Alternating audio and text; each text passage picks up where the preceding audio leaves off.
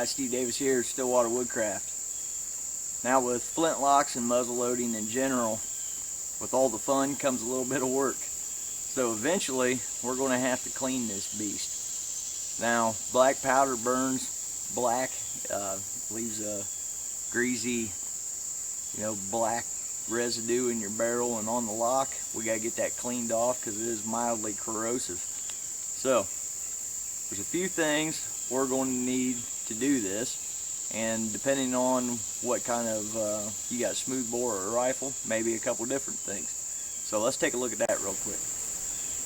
Let's look at what we need accoutrement wise to clean this gun. First thing we're going to need is a tool to disassemble our gun. This is a turn screw, just a flat bladed screwdriver with a loop in one end.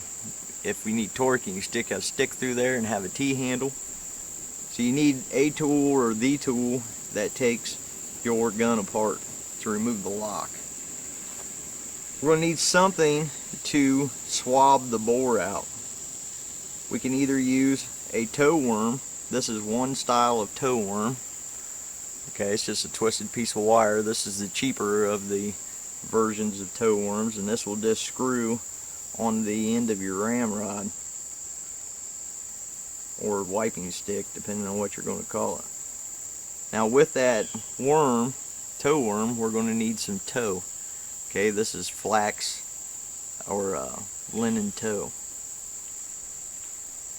Now that's what I use to clean my rifle. Now my smoothbore, I have a cleaning jag.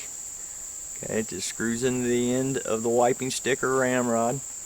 You want to make sure this is threaded for the size of threads on your wiping stick or ramrod. And some cleaning patches. And then I use a chunk of fixing wax, which is, a tallow and beeswax plus some other things, mixtures. I keep it wrapped up in this rag. It's got a good coating of grease on it so I can lubricate and protect the metal on my fowler. So, and also, you're going to need a pocket knife or something to cut some patching material. So, let's get back to cleaning this gun. Alright guys, so we got those tools. The first thing I do is make sure the gun's safe. Drop my ramrod to the bottom, make sure it hits the breech face and not a charge in there, and make sure my pan is empty. Okay, first step that I take on this particular gun is remove the lock. Now to remove this lock, it needs to be on half cock. Then I want to come over here and use the turn screw and take out the lock screw to remove the lock.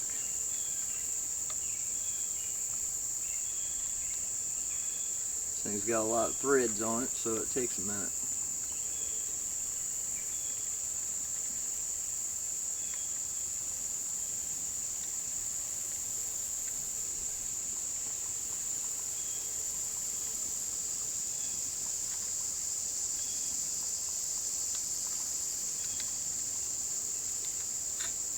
Alright, you see the lock screw, take the lock out. Then usually what I do, just so I don't snap my fingers at a later time, is let that lock down.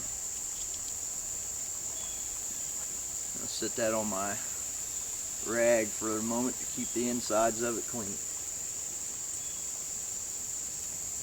Okay, got the lock out of the gun. Now we have a clear view of the vent hole. So I want to take this little green stick that I thought I already had made.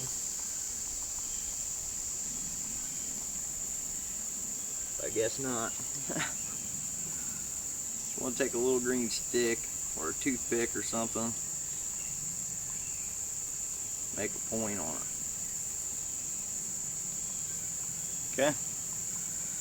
I want to take that, and in this vent hole, I want to shove it in there good so I can plug that hole. Okay. Want it good and plugged. Now, what I want to do, take my rag, pull my rammer wiping stick out of there, kind of wrap around the barrel a little bit, and I take just warm water, some dish soap if you're at home, helps clean black powder up. You don't want to use any petroleum products. Petroleum products and black powder just don't get along real well. So I want to just dump some water down the bore of this. Now you can just swab this out and you'd be alright. But after shooting it a bunch, I like to just fill it up for a second. Just like that. Okay, I'll lean that back against the shelter for a minute. And one word of warning, when you plug that hole, when you dump water in there, you want to make sure that that's not leaking. A buddy of mine just the other day cleaned his gun, and for some reason the finish on his stock got a streak in it from the black powder water running out of that. Now, I've never had a problem with mine, but it's something to keep in mind. Okay, while that's soaking a second, I like to pay attention to the lock. Now, a good way to not lose your lock screws is stick it back in the lock. All these surfaces here, I just wipe off with a wet rag till I get them clean.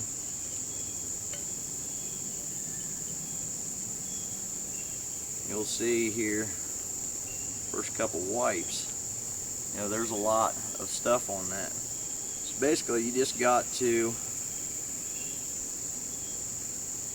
get all of it off that you can.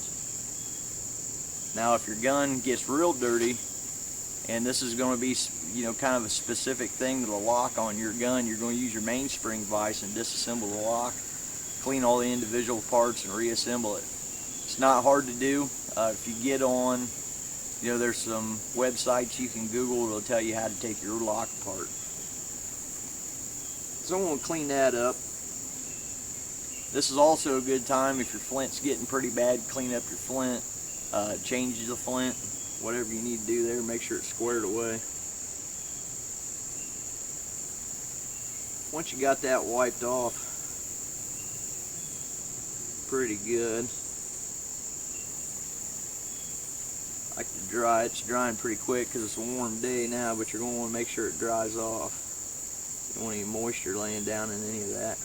Make stuff rust.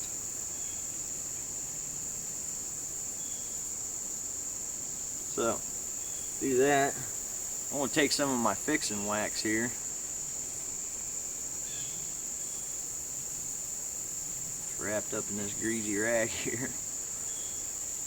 I'll take this fixing wax and just cover all the metal parts with it.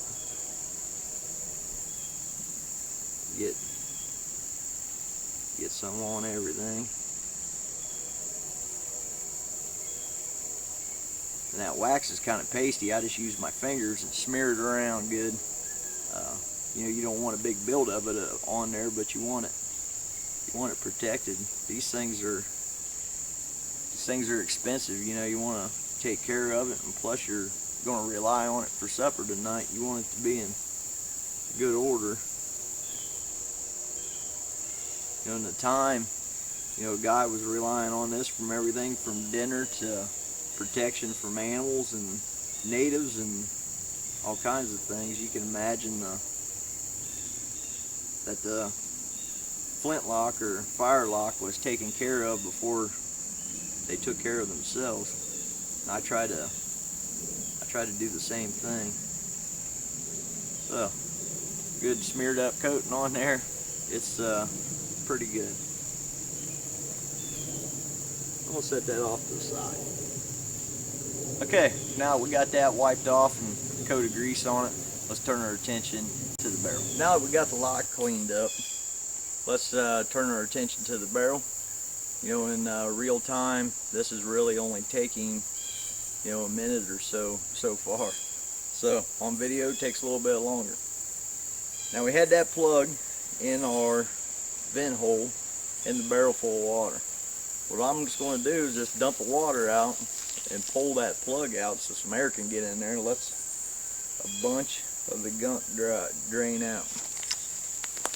I just stand that up on end like that, let some of that water drain out the end of the barrel for a minute or two. While that's doing that, let's look at how we're going to use a toe worm. Okay, let's get up close there. That's the toe worm. Okay, it's just a twisted piece of wire in a, it gets tighter as it goes to the top, okay? The end of your wiping stick or ramrod's got that little taper. You're going to take this and just start it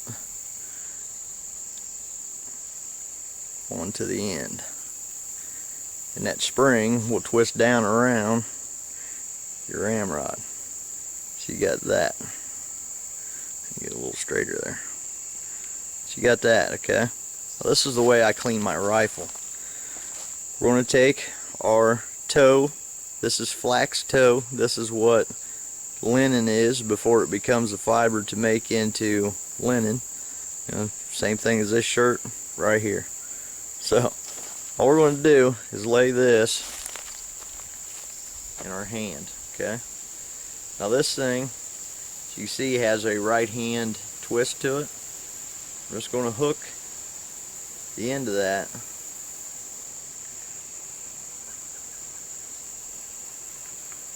get it to hook until that catches and twist it down.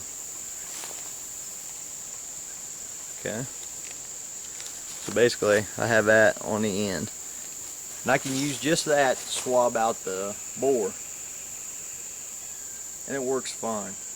You know, dip that in water on the first pass, run it down the bore a couple times, use another piece to dry it out. That's all you really need. You have a nice clean bore on your rifle. This process I do where I dump water in the barrel and let it sit for a minute, you don't really have to do that. It helps the number of passes it takes to clean it in the end, but it's not a necessary step. It actually does save a little time. Now the way I clean my fowler is with just a jag, okay? This is really similar to, you know, a modern cleaning jag, and it screws into the end of your wiping stick or ramrod. One thing you gotta watch when you're buying these pieces is there's two common thread sizes for these. There's 832 and 1032. So make sure whatever your rammer or wiping stick's thread sizes are, that you get the same size of attachments, okay? And that jag just screws on. And I actually leave this on all the time in my fowler. It seats the wads better, and it, you know, because it's almost the same size as the bore. So on my fowler, if my bore is 5/8 of an inch, give or take 62/100 of an inch, and my wiping stick or ramrod is 3/8 of an inch, that leaves a lot of room to the side. So when you're pushing them leather disc that I use as wads down the barrel, it can cock them to the side. So I just leave that jag on there all the time. All I got to do is every 5-6 shots pull out a patch out of my shooting bag, wipe the barrel, load her up, good to go again. So it's just a matter of convenience. So now that's drained out a little bit, just set that wad on there.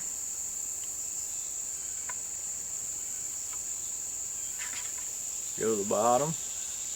I get to the bottom down there, I can give it a couple twists up against that breech face. I don't know if it really helps or not, it just makes me feel better about things.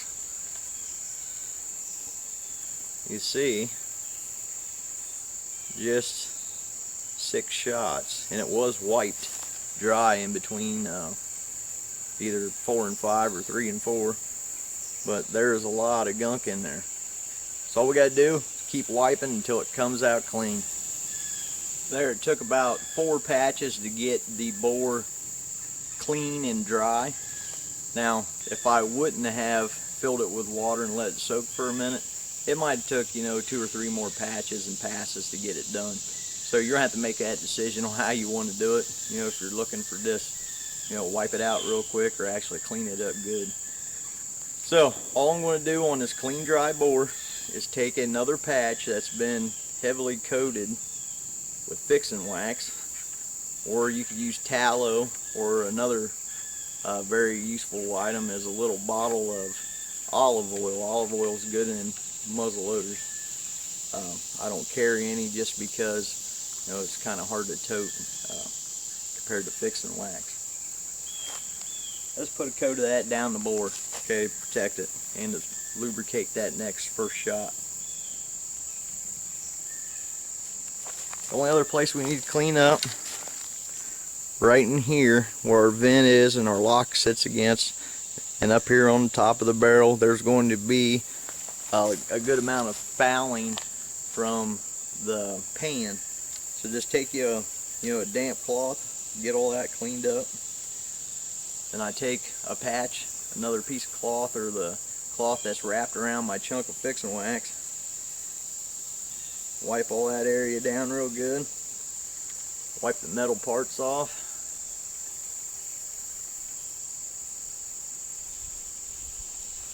That's pretty much it for that section. All that's left is reassembly. Another thing you can do, and I did it to this gun, and I like the effect, was that first dirty patch when you clean, it's going to be real heavy in the fouling from black powder. If you rub that on the new brass on a newer gun, it will instantaneously give that brass a patina. And that's how this was started. When this gun was new, these were polished like a mirror, and it just speeds up the process a little bit, I guess. So I'm gonna grab our lock.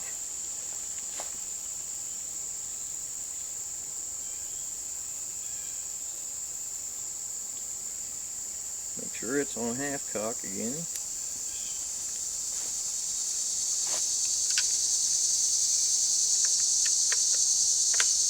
Fit it back in the mortise. Yeah, reinstall the lock screw.